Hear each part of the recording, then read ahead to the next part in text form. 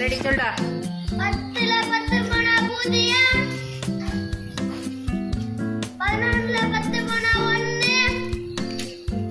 12ல 10 போனா 2,